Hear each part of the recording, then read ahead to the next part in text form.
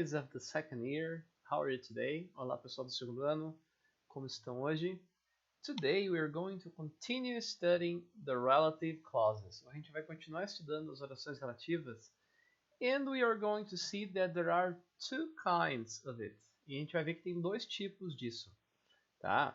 We have the restrictive and we have the non-restrictive relative clauses, ou seja, orações relativas restritivas e não restritivas, tá? Ao ler o nome parece que assusta, mas são bem tranquilas de entender, fáceis de utilizar. Two kinds of relative clauses are restrictive and non-restrictive relative clauses. Os dois tipos então são as restritivas e as não restritivas, tá? Restrictive clauses are part of the sentence, ou seja, as orações restritivas são partes da sentença, and add more information about the noun. Adicionam mais informações sobre o substantivo, and they can't be removed without making the sentence confusing. Elas não podem ser removidas sem deixar a frase e a sentença confusa. No commas are necessary for restrictive relative clauses, ou seja, não há necessidade de vírgula para uma restrictive, tá? Então, o que a gente pode inferir sobre isso? Tá? As restrictive, elas dão informações essenciais sobre o sujeito, tá? Sem essa informação aqui da restrictive, eu não conseguiria, tá, identificar quem é o sujeito. Elas, então, não podem ser removidas, ou seja, elas só fazem parte dessa oração, e no comma, sem vírgulas. Vamos dar uma olhadinha aqui nos exemplos. The woman who lives up the street, ok? Who lives up the street is a sculptor, tá certo?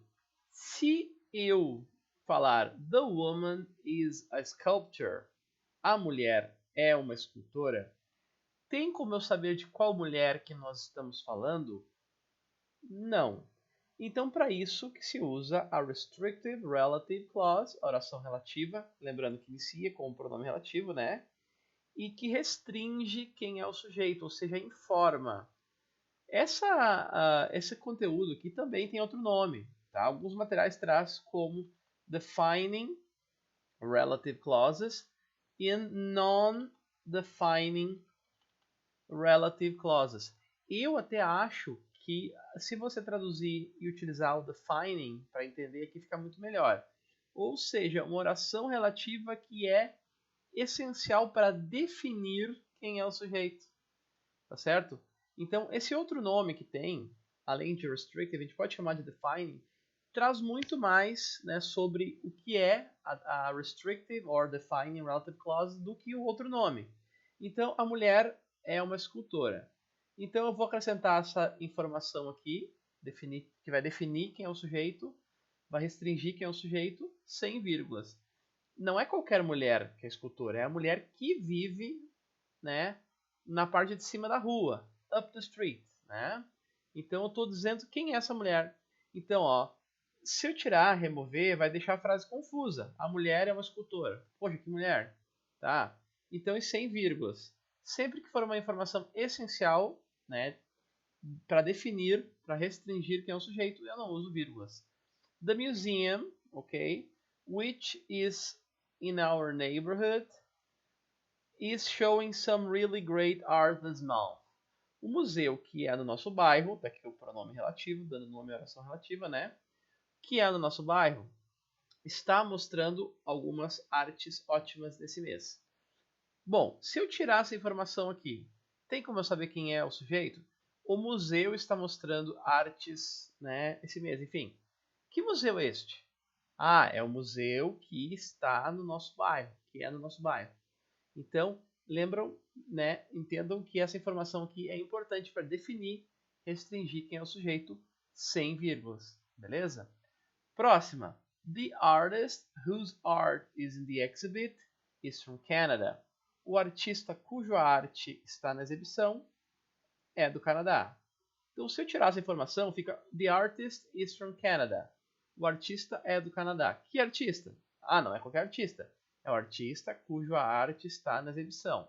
Então, sempre essa informação aqui, sem vírgulas, né, vai ser chamada de defining or restrictive relative clause. É importante para definir quem é o sujeito. Sem ela, né, fica confuso ou eu não sei de quem nós estamos falando.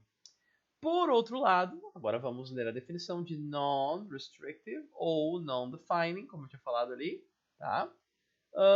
Add more information. Essa palavra aqui de estudo, ó, acrescenta mais informações, tá? Informações adicionais, extras. But they can be removed without making the sentence confusing. Elas podem ser removidas sem deixar a frase confusa.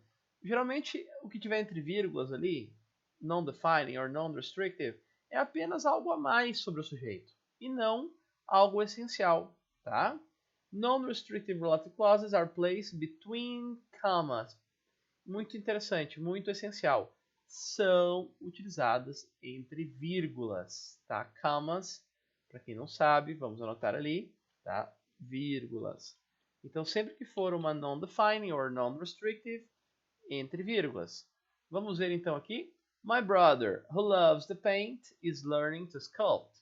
O meu irmão, né, que ama pintar, está aprendendo a esculpir, tá? Quando eu falo essa frase para uma pessoa, é porque a pessoa sabe quem é meu irmão, né, e que ele está aprendendo a esculpir.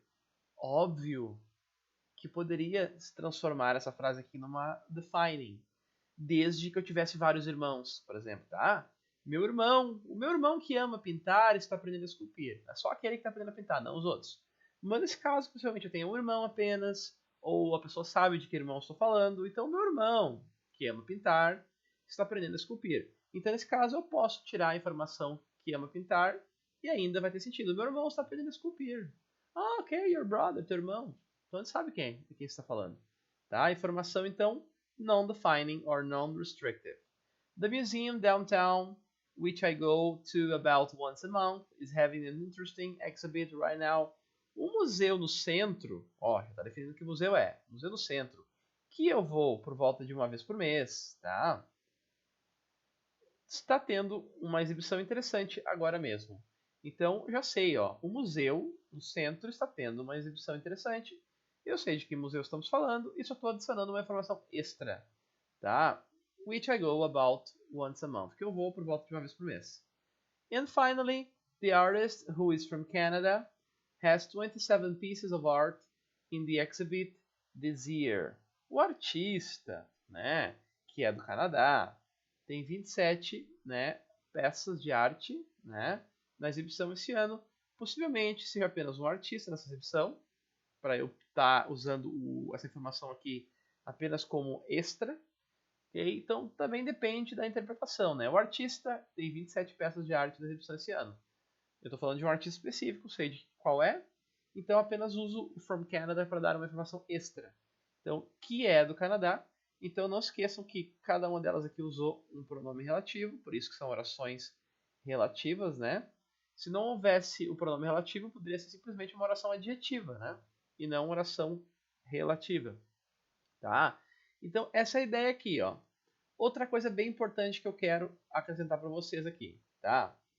Não usamos o pronome relativo, aquele coringa, tá, pessoal? O that entre vírgulas. Isso é uma regra geral, tá bom? Isso significa dizer que quando for uma non-defining ou uma non-restrictive, eu nunca vou usar o that. Tá? Para dar informações extras, eu nunca uso o that, porque ele não é usado entre vírgulas. E nas non-defining, non-restrictive, a gente usa vírgula. Tá? Então, basicamente isso. Eu não vou colocar um exercício sobre isso, porque basicamente, né, pessoal, se eu colocar um exercício, identifique qual que é defining, qual que é non-defining, né? Então vai ser bem óbvio, aquela que tiver vírgula vai ser non-defining, aquela que não tiver vírgula vai ser defining ou restrictive. Então aqui é mais para a gente entender, né? Quando a gente está formando aqui, ó, tem vários exemplos aqui em cima, ó. Basquiat was a street artist who painted in New York in the 1970s and 1980s. Ok, então estou definindo qual artista de rua, tá? His art, a arte dele, todo mundo conhece a arte do Basquiat, então tá entre vírgulas, informação extra. Which was political and critical, tá? Então, o museu famoso que teve uma exibição de Basquiat. Então, qual museu é esse? Não, é aquele que teve exibição. Então, é informação importante, defining. Então, ó, com vírgula, non defining. Sem vírgulas, ok, defining. Tá? Então, esse vídeo então era mais para especificar, né?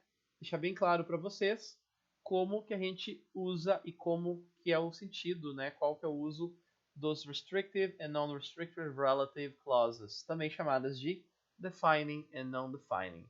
Okay, that's it for this video. Bye bye.